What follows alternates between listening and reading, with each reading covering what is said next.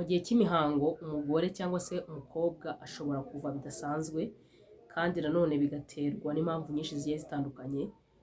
So muri iki kiganiro tugiye kuganira ku mpamvu eshanu zituma umugore cyangwa se umukobwa ava amaraso menshi mu gihe cy'imihango bidasanzwe. Okay, hari ukuntu tuva bisanzwe, yes turabizi ko periods cyangwa se menstruation cyangwa se imihango bishobora kuza akenshi. Ubwo hari abantu bashobora kuva iminsi, ubwo tuvuge maximum umuntu ava iminsi 7. Iyo birengeje iminsi 7 haba hari ikibazo. Ikindi, iyo uri umuntu wambara padi irenze imwe ku isaha aba ari ikibazo gikomeye cyane. So niyo mpamvu nafashe it's like ni ikibazo abakobwa benshi duhuriyeho. Niba utagifite none ahangaha ushobora kugera igihe runaka ukakigira. Niyo mpamvu nafashe aka kanya ngo tuganire ku mpamvu zishobora gutera umukobwa cyangwa se umugore kuva cyane.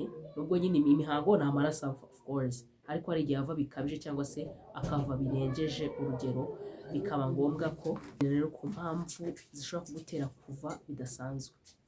Muri izo mpamvu eshanu rero zishobora kugutera kuva bidasanzwe mu gihe cy'imihango cyangwa se kuva birenze uko wari usanzwe uva, cyangwa se ukava ushobora kuva birenze uko wari usanzwe uva, ko ariko mbyita. Hari ku mwanya wa 5 ndakubarira ibintu 5. Ubwo nafashe urugero rw'ibintu 5 akenshi ubwo la majorite abagore duhuriraho, ndakuganiza ku bintu 5. Rero ku mwanya wa 5 hari gukoresha imiti cyangwa se imikoreshereze y'imiti. Ushobora kuba ufite uburwayi buri extra mu mubiri runaka, cyangwa se uburwayi runaka wenda cyazarya igihe cyo kujya mu mihango ukava bidasanzwe, cyangwa se ukaba ufite uburwayi buri chronic cyangwa se chronic diseases, kubera imiti wirirwa uranywa bikafekta menstruation cycle yawe, cyangwa se ubwo how am I supposed to call it in Kinyarwanda, bari byafekta nyine menstruation cycle yawe, bigatuma ushobora kuva cyane bitewe n'imiti unywa. Ko imiti ikemura ikibazo kimwe ariko nanone igateza n'ikindi mu mubiri.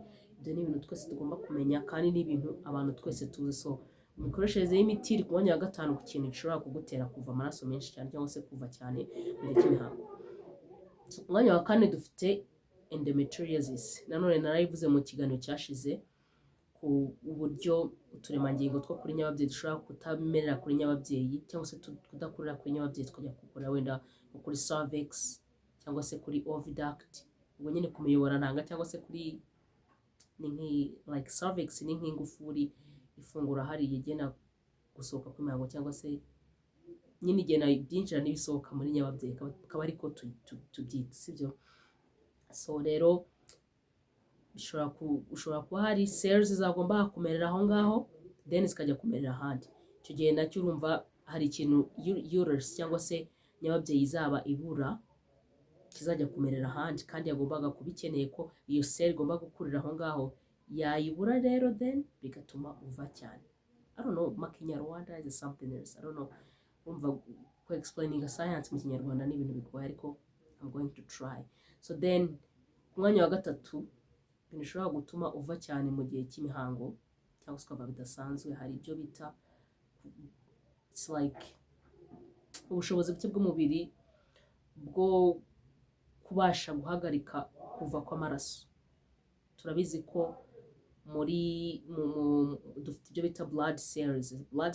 Sometimes hari white cell, red blood cell, plasma and platelets, all of that. So hari ziri responsible kuba niba amaraso avuye zifite ubushobozi bwo kuba ubwo izo mvuze natwo n'utunyangingo ariko I guess.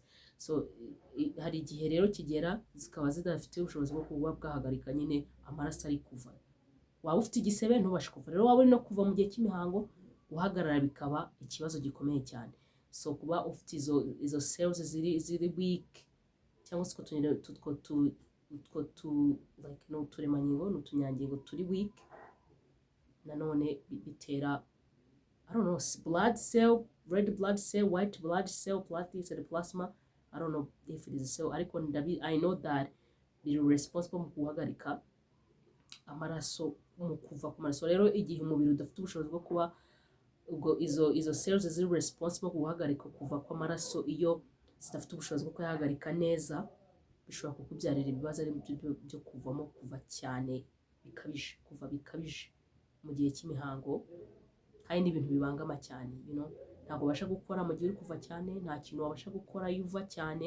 Niyo mpamvu navuze nkitangira, niba uri umuntu wambara padi irenze imwe mu gihe cy'isaha, still niba uri n'umuntu wambara padi irenze imwe mu gihe cy'amasaha 3 cyangwa maximum 5, 4 gutyo, ufite ikibazo cyo kuva bikabije.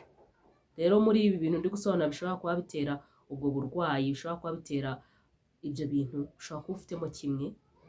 That's why nyine ndi hano kubisobanura. So ikindi, ku mwanya wa kabiri, ikintu gitera abagore n'abakobwa kuva cyane mu gihe cy'imihango, ushobora kuba hari uburwayi, ushobora kuba urwaye muri nyababyeyi, ushobora kuba ufite ibyo bibyimba, ushobora kuba ufite kanseri yo muri nyababyeyi, cyangwa se ibyo bita uterine fibroids cyangwa se uterine fibroids, depending on how you spell it.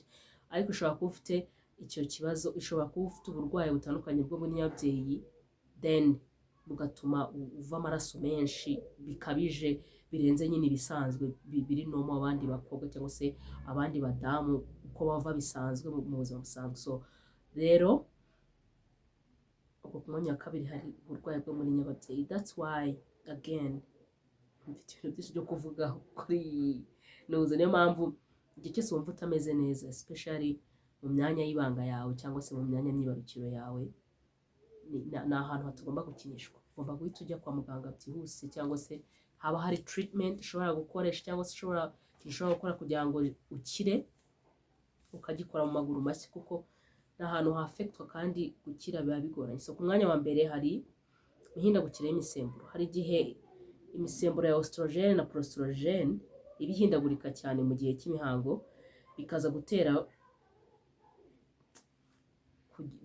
gutera amaraso menshi kuva cyane, right? Bikaba byanatera n'uburibwe bukabije. Rero niyo mpamvu ikintu correctinga izo, kugira ngo nyine iyo misemburo igire ise nkaho igihe cyose ize excreting ariko bisa nkaho bingana. Iyi mirire ni ikintu gikomeye cyane, iyo utayitaho zero problem. Ugomba kwita ku mirire, ariko ubwo that is a story for another day. Ikindi kiganiro nzakora ku byo wakora nyine mu gihe ubabara cyane mu gihe cy'imihango, mu gihe uva cyane, no mu gihe uva amaraso afashe cyane, kuko nacyo ni ikibazo gikomeye cyane. Nubwo kuvara cyane nayo ari ikibazo gikomeye cyane, ariko niyo uva amaraso menshi cyane kandi afashe. Niyo mpamvu tugomba kumisinga video ikurikira, tuzaganira ku mpamvu abagore cyangwa se abakobwa bava amaraso afashe cyane mu gihe cy'imihango. So nanone kuri iyi talk, kuva cyane hari abantu bafata nk'aho ari ibintu bisanzwe, sibyo? Uravuye ku munsi mu kwezi kwa mbere uravuye cyane, ukabifata nk'aho ari ibintu bisanzwe, okay, ni ibintu biri normal, okay, ni ibintu bisanzwe. N'ukundi kwezi kwa kabiri bikagenda gutyo, kwa gatatu, kwa gatanu, kwa kane, kwa gatanu. Then iyo utabyitayeho ni handi uzagenda ugasanga ufite uburwayi runaka utazi, sibyo? Ugasanga hari uburwayi ufite mu mubiri utazi, bwaje kera kubera ko utiyitayeho ngo ugende ushake niba ari treatment hakiri kare cyangwa se imiti hakiri kare, ukazatekereza gukora ibyo bintu nyine amazi yararenze inkombe. So niyo mpamvu ikintu cyitwa ubuzima ni ikintu we have to be careful. Iyo haje ku kintu cy'ubuzima, abantu tugomba kwitonda, by'umwihariko noneho ku mukobwa cyangwa se umugore ugomba kwitonda. Niyo mpamvu ugomba kumenya, hari ibimenyetso byinshi bigiye bitandukanye bigenda bikwereka ko maybe utari muzima muri reproductive system yawe, harimo ururenda, ibintu byinshi birahinduka. So rero niyo mpamvu uba ugomba kuba aware all the time. Ugomba kumenya igihe cyose, igihe ufite ikibazo, igihe ubona ikintu kidasanzwe, ukamenya icyo ugomba gukora. Ariko biba byiza ubyirinze hakiri kare, kugira ngo, kuko kwivuza birahenda, ariko kwirinda something simple. Ni ibintu ugomba gukora, ni implementation ugomba gukora hakiri kare. Ariko iyo utinze nyine nawe urabyumva, utinze niko maybe n'amafaranga yo kwivuza cyangwa se yo gufinding izo treatment agenda yiyongera. So niyo mpamvu niba uva cyane, niba ubabara cyane bikabije, niba ubaza mugenzi wawe se wowe ukoresha pads zingahe ku isaha, ese wowe ukoresha pads zingahe like entire week of your period cyangwa se ku cyumweru cyawe cy'imihango ukoresha padi zingahe. Ugomba kuba ubizi, mugenzi wawe ashobora kubakoresha ziriya, wowe nawe ukaba ufite izo ukoresha runaka. So biba byiza rero iyo ubimenye ukabaza bagenzi bawe. Biba byiza rero iyo ubimenye hakiri kare, bigufasha kwirinda, bigufasha kumenya aho uhagaze. So niba uva cyane, cyo gukora nawe uracyumva.